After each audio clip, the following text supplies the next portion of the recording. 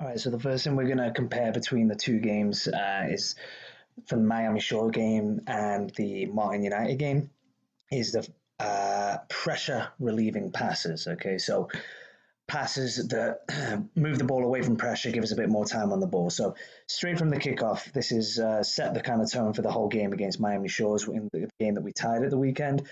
So we're playing it back, basic stuff, all right, and I'll just pause it here, all right.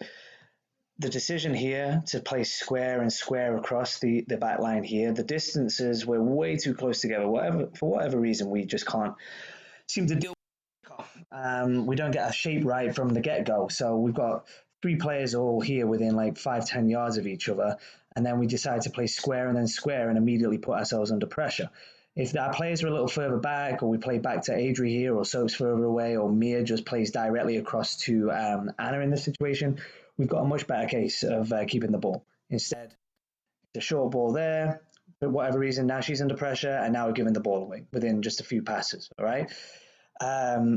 Another situation where that happens is a little bit further on, just a few seconds later. Actually, it's going to be the field, but still the same situation. We've got Kit Kat here managing to win the ball back. Now, at this point here, you can see she's battling. So as soon as she wins the ball here, we can see 1, 2, 3, 4, 5 Miami Shores girls around this area. There's no need to stay in this area. So she does well to fight her off. At this point here, passing to Mia, passing to Sunny, and we've relieved the pressure, and now we can go and attack this side of the field. Instead, we hold on to it, try and take players on, and now we just kind of got lucky there that it fell to Kazra and then to Avery. All right. So just two examples there of a lot of examples, and we'd be here all day, of us forcing the ball forwards or into tight areas when a smart pressure. We compare that to how we played in the Martin United game. We've got Kit Kat in here, winning the ball back, ball, smart passing there, passes up. Anna knows she can't turn, she's under pressure. Boom, we're in there. Now we're into Sunny, play it back because she's under pressure. A bit of a scoop, but the idea is there. The intent of receiving under pressure and playing back to somebody who's got a bit more time makes so much sense. Obviously, Sunny's off, but if it was punched in, we probably wouldn't have put Soap under so much pressure. But that's one prime example. Then we've got one a little bit further on in this game. We're just going to focus on the first quarter of this one. Similar kind of scenario at the very start. So Soap wins it here, and instead of forcing that ball forwards there under pressure, really, really smart just to turn away from pressure and then play it over to Kit Kat, who's offering feet. And then Kit Kat plays a nice attacking pass in there, and now we start a really, really good attack on goal, all from not forcing that ball forwards. It was just a huge difference in this regard between most of our games, but especially that Miami Shores game and then the Martin United game. So now we're going to look at examples of where we took a first touch towards pressure. I was complaining about the quality of our first touch all weekend, and this is where we were losing possession a lot of the time, just really heavy touches that took away any kind of time that we had on the ball. So here's a perfect example. I believe it's Mia about to receive the ball, and she takes her first touch huge towards pressure. So we've got Mia in the middle of the field here. Could actually be Anna. And that's a huge heavy touch into the middle there. In fact, I think it's Soap, my mistake. Huge touch towards the middle, straight towards pressure. She had nobody around her, and now suddenly we've lost the ball again. It's also, and not picking on Soap here, but it happens again, and everybody was doing this. But it happens back here at 20 seconds as well. We get the ball here, and the choice is to go towards pressure, and now we're under pressure. If we just receive across our body there, look to turn, that one's probably actually Anna. Everybody's blonde on this team, I can't keep up. But if we turn away from pressure there, instead of taking that touch towards it, then we can maintain possession and start building up. But we just kept on playing at this ridiculously high pace, always thinking forwards, and we never managed to kind of build any sort of possession, create any sort of shape. And that's why this lower level team, Miami Shores, looked dominant most of the time, because we played to their tactics, which was just absolute pandemonium and mayhem the entire time. If we just taking the sting out of their way of playing by just moving the ball around and playing simpler passes, this game they would have not even been in the same postcode as us. If you compare it again to that Martin United, it's the exact same example as before. It just requires us to look at it again. The whole idea of receiving and then moving away from pressure, right? Rather than turning into pressure there, we're playing that smart pass, okay? And then Anna here could easily have turned in towards the middle here and killed any time on the ball that she had, but instead she took negative touches backwards, played to somebody in time. Kit Kat recognizes straight away she's under pressure. Boom, first time pass. Sunny recognizing straight away she's got the big girl right behind her. Again, that quality of the pass not there, but away from pressure. First touch is always away from pressure, playing the way we're facing. Simple soccer, but everybody saw how much more effective it was. The next thing we're going to look at in comparison is players deciding to dribble or take more touches instead of playing an early 1 or 2 touch pass or just releasing a ball a little earlier. So in the Miami Shores game, we got Mia on the ball here. She turns well to beat the player. At this point here, boom. Now let's release, okay? We've got Kit Kat showing. We've got, I think this is Sunny, I believe it might be, showing for the ball, or no, not too sure. Either way, it's somebody showing for the ball, isn't it? Soap, it looks like. So 2 players showing for the ball. Playing them, boom, we turn back again. And now we're going back for seconds and thirds. And now you muscled off the ball, and now we've lost the ball again. All right, and now we give her a little shove in the back because we got frustrated. But again, just rewind that. See how early we could have just released this ball. So done well there. I don't think Kaz is an option there, so she does well to turn, release. Now you're going back. Now we're holding on to it. Now we've lost the ball. Another example of that is going to be in the second quarter.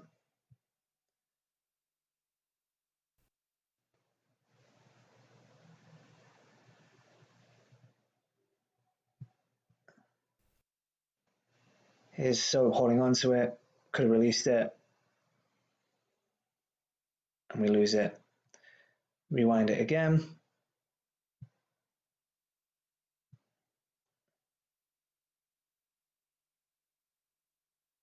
So they're doing their kick and hope ball, which is what they were doing all game. And at this point here, I'm thinking 1 maybe good touch away from pressure into here, and then we've got 1 or 2 great passing options showing feet just there. Instead, we try to do small turns, touches. Here it looks like you're just trying to protect the ball instead of just keep on moving out of pressure and release that ball. And then we end up getting out muscled, and now they're starting a new attack. There's even more examples. Got another one in the third quarter.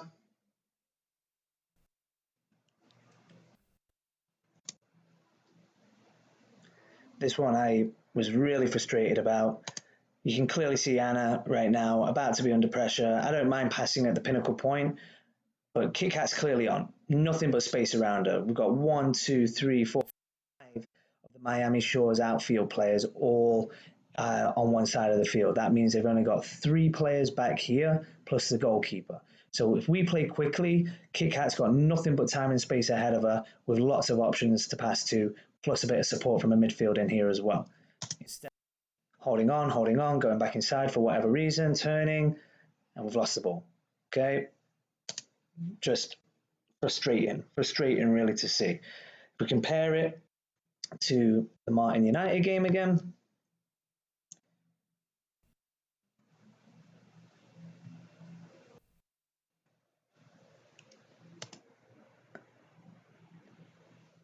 just smart, short, sharp, passing. Lose it here, but you can see the intent is to switch the field. Again, short, sharp, passing. Okay? The intent is always there, creating those diamonds, quick passing. There is some space in some instances, but knowing that we're getting those Martin United players playing them, passing and moving them around so quickly, that is our strength. I just want to show you that again because that really just defines us as a team. I think when we get this stuff right, we look absolutely untouchable.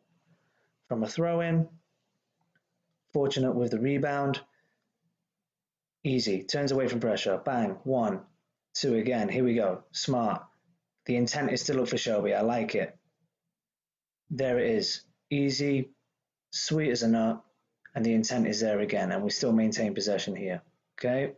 Just really, really good stuff. Just so simple. Got them bouncing that ball around, trying to find that person with the most time and space, and then we look for that nice attacking pass forwards.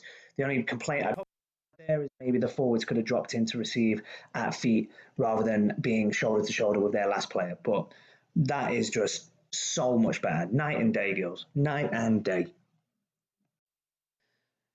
Now we're going to look at how our defenders mainly were clearing the ball one touch, panicked a lot of the time, or just hitting and hoping, which is completely against everything that we've ever taught ourselves. So there's a good few examples of this. Players just unconfident to settle the ball with another touch and play. Obviously, I'm all for playing quickly. You know, that's a big thing that I'm pushing for. But smashing the ball up the field and hoping that somebody gets on the end of it is not playing quickly. It's playing hopeful, and that's not how we're going to play. So first example is going to be Mia receiving, and what a whiff! Out it goes. Okay, so much time. Control the ball. Connect a pass. No need for it. Let's find another one. In fact, I think there's another one in here.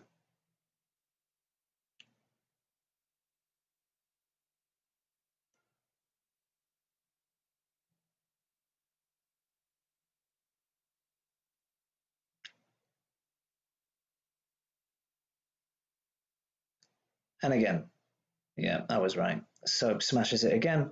Connect a pass there. Why not? Okay, let's find a few more. We got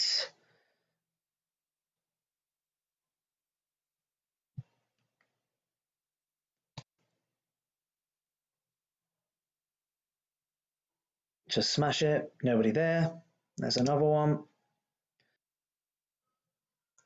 Compare that to, and I know that was Mia a lot, but she'll be happy to see this. This looks so kind of casual, but it makes such a difference. So ball bundling around, falls to Mia. The old Mia from a few hours earlier would have smashed this first time trying to get it up the field, probably would have hit it into this girl. She would have probably gone and scored. Instead, little touch away from pressure, beautiful diagonal ball into Anna, who controls the shin guards, unfortunately. But watch that again from the top. They're in a high position, risky position. We could be tempted to just get that ball clear because look, they've got 5 people in our final third. Oh no, what are we going to do about it? Composure, touch, diagonal. And we still managed to get the ball away from this because we got smart switching of the play. And unfortunately, Kit Kat falls right here. Boosh. But so much better. All right. So much better. Again, night and day. Now we're going to be looking at the covering position of the other 2 defenders when a player has to step out of position, usually when the centre backs had to step up. So obviously, Soap knows that I was giving her a lot of feedback about her positioning for the first 3 games, being just a little bit too high, a little bit too eager to go and get the ball, and leaving us a little bit exposed. What didn't help is her other 2 defenders didn't really cover themselves in glory because they didn't really react to her being out of position, so they didn't drop and tuck in. So here's a couple of examples. So pushing forwards, now she's out of position, okay? She's going to engage the ball in there. Now we're going to have a potential attack through the middle here, okay? So what I would have liked to have seen here is 2 defenders to react. So we've got our left back in here, or I think this is actually Kit Kat. Here's our left back, recognizing that they probably shouldn't be going towards the ball if Soap's going, so they could drop. The other person that could tuck in is going to be Mia, okay? Because the immediate threat is not this player out on the left. It's going to be this gap that's been left behind Soap. So if Soap steps out, Mia drops in just a little bit. Instead, ball gets played through, and luckily Soap's quick enough to get back. Another really, really huge example of it.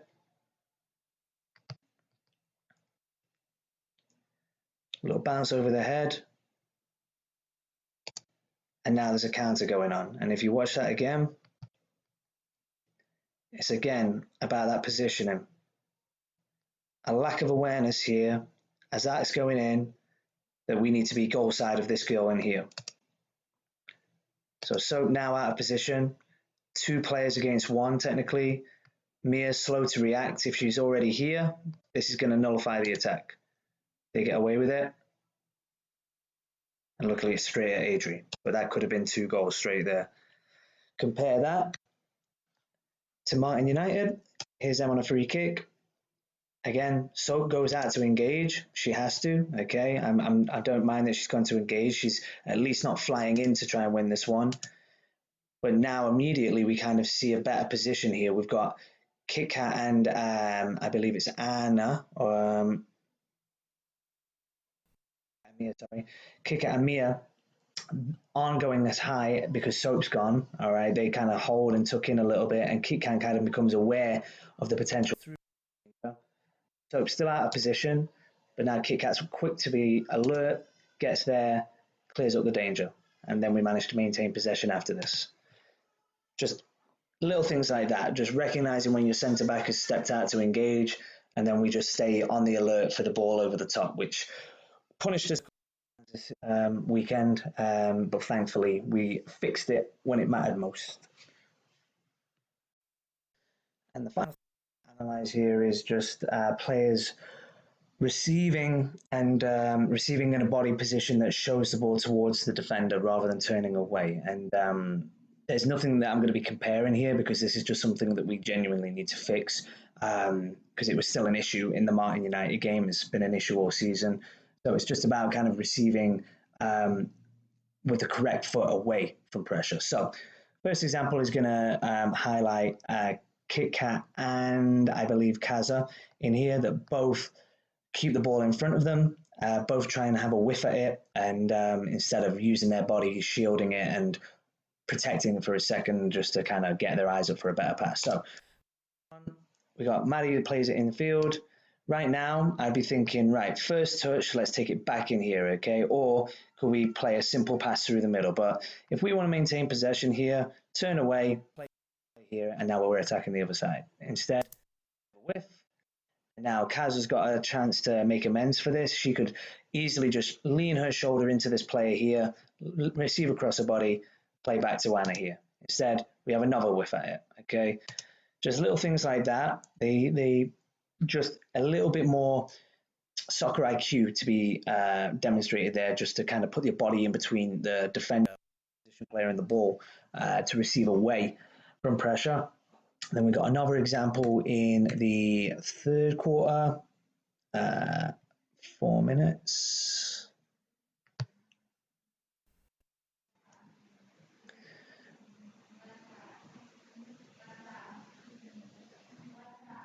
Again, 2-3 players playing straight back towards the pressure. All right, go back to that again. We got Kaz receiving, I think, on the right wing. So we got Mia receiving here. Smart decision to play Kaza. Now, at this point that Kaza's receiving, there's no reason for this to go back towards here, okay? The first touch away from pressure would be the touch infield here to open up to the middle, the midfield. Front foot, turn inside. Instead, we're playing back, okay? Why would we play back there to somebody that clearly played because they're under pressure? Mia's now trapped. She's got nowhere to go. If Kaza just takes that touch here into that open space, she'd have the whole area to play with. She didn't even have to play these guys. She could play the big switch out to Kit Kat. Just a bit more awareness of the space around you. And then obviously we saw this one earlier. Massive touch towards pressure there. Just little things like that. If we can fix those, smarter touch into space rather than towards the pressure, we'll kill it.